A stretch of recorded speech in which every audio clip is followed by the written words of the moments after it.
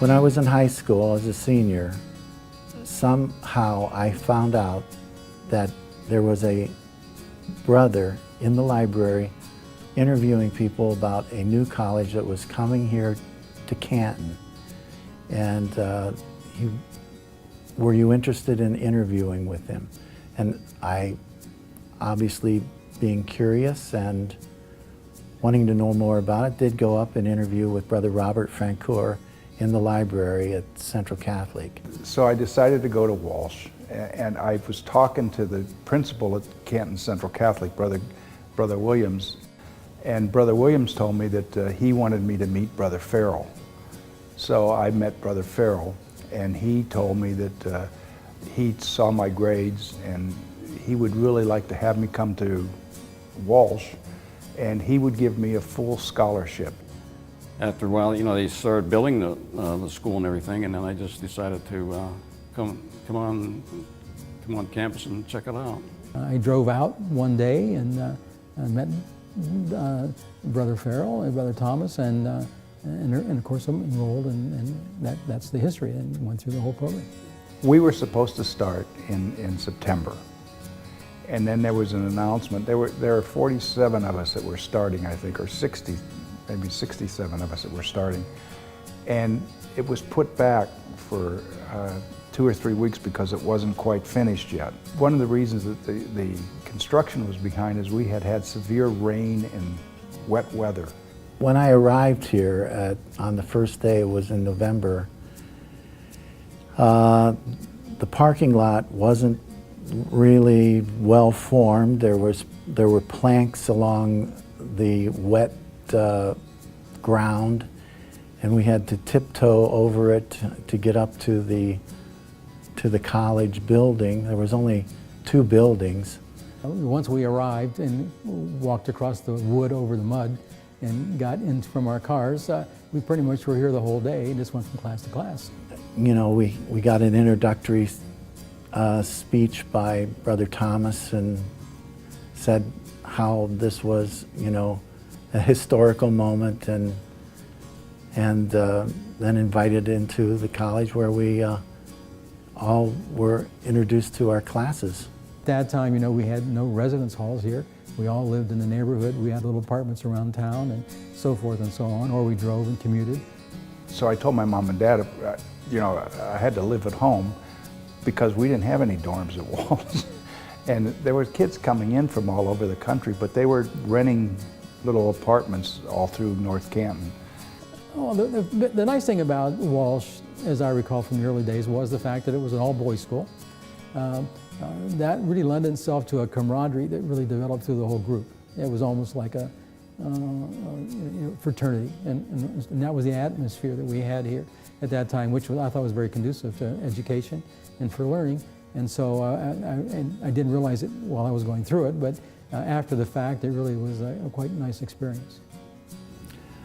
Well, we were always the top class. There wasn't a class ahead of us. We didn't have any alumni until we graduated, and then we had 47 of us.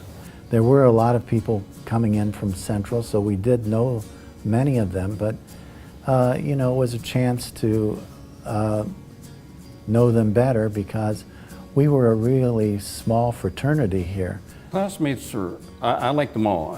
Most of the kids I did know from Central. Others I met along the way, but we had kids from boys, or men I should say, from different areas of New York and other cities in Ohio. And we got along real well. I think it was a good mesh. They were all very good teachers, every one of them, exceptionally good. And so, but at the time I was just trying to get in, get the class over with and get on to the next class so I can get in and finish what I had to do. But didn't appreciate it at the time, but you know, years later appreciate the fact that they were all exceptionally good teachers. Brother Thomas was a great jocular, you know, just easy to know, very friendly person, always ready to help and always ready to talk to you. Brother Paul Massey, I can't forget him. He used to teach history, and this was his sign. He would give us big eyebrows and raise the eyes, and he'd give us this, and he would be teaching, and he'd be telling us something. When he did that, you knew you had to pay attention. Brother Barrett, he was always doing something. He was always making sure the landscape was right and running the business of the college, speaking a lot of French. Brother Robert, I like Brother Robert. I thought he was a very intelligent guy. I enjoyed his classes. I took logic and philosophy classes of his. Father Mem probably was the most influential, only because I had so many classes from him. And in fact, the most difficult class I had to take all the time was this 2-hour religious class, because I never went to any Catholic schools. So for me, that was just having to, I always resented the fact that all the guys that came from Central Catholic knew all the answers before we started, and I had to study them. So there's a little sideline to that. And now books were expensive. A school book would probably cost anywhere from $12 to $15. I think they're over $100 now. Well, the basketball was a big deal because we finally had a sport to support, and Dr. Ginsburg, a local dentist, was the first coach. I wasn't talented enough to be on the basketball team, but I sure supported them and went to the games, and we had a great time. Basketball was a really big unifying factor for us. We had the intramural football was primarily the thing that we all did. Ron Catalano and I were on the same team. We had a game with Malone in flag football, and I think we won that game. And that was a highlight of the time. So.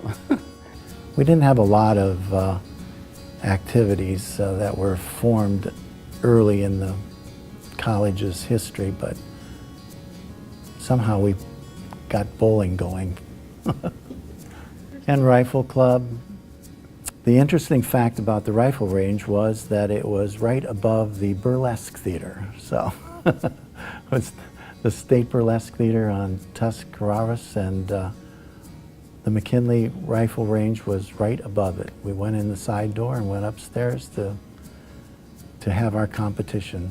We had several dances when I was a student here. So we hung out around, again, at Palumbo's, at Strubles. Palumbo's was more of a dining area. Strubles was a hamburger and a beer place. Okay, well, we had Walsh parties. It was started by 4 of us. It was myself, Jerry Perry, Ron Delork, and Greg Dursevich. And it was kind of an interesting format. We thought that if we could throw parties, and if we brought the kegs of beer and hired a band, and that would be a nice start. Since we were a boys' school, we thought we could always get a lot of guys there. So we decided we'd invite these big parties, and every time a girl came in, they were allowed to come in free, as long as they gave us their telephone number.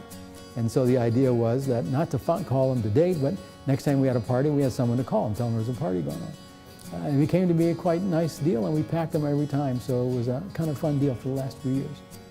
In our senior year, just before we were going to graduate, the Beatles arrived at the Ed Sullivan Show.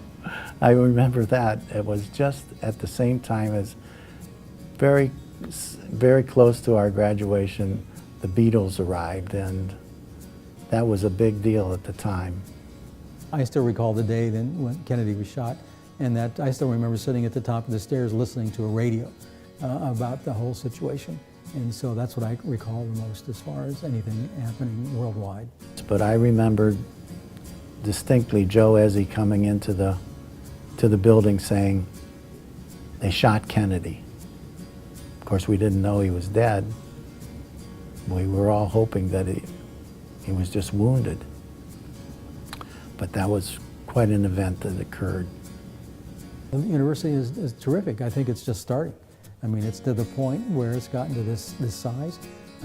You can still expand, I understand. You still have the old Timken properties across the street that you can get into, So I expect this to get much larger. I would not be surprised if 20 years from now it's, if not 50% bigger, it might even be more than that. Well, it's grown leaps and bounds. I mean, it's unbelievable how it's grown. It's nice to look around and say, boy, this is, I can't believe I came here 50 years ago. The years here were fun. We had a lot of good times, and we learned a lot. I was second to none in my education. I've been around a lot of people that have a lot of degrees from a lot of places. I bowed to no one. They respected what I knew. In fact, they lauded me for it. I was given many promotions. So I'd say that we learned. If anything, we learned, and we were good bowlers. We got, what, 3 doctors out of this class? I mean, how can you say that out of 47 groups? A group of 47 kids, I mean, you know, that's pretty impressive, I think. And we had other people in other professions that, you know, came out of here. So I'm glad to be associated with these guys.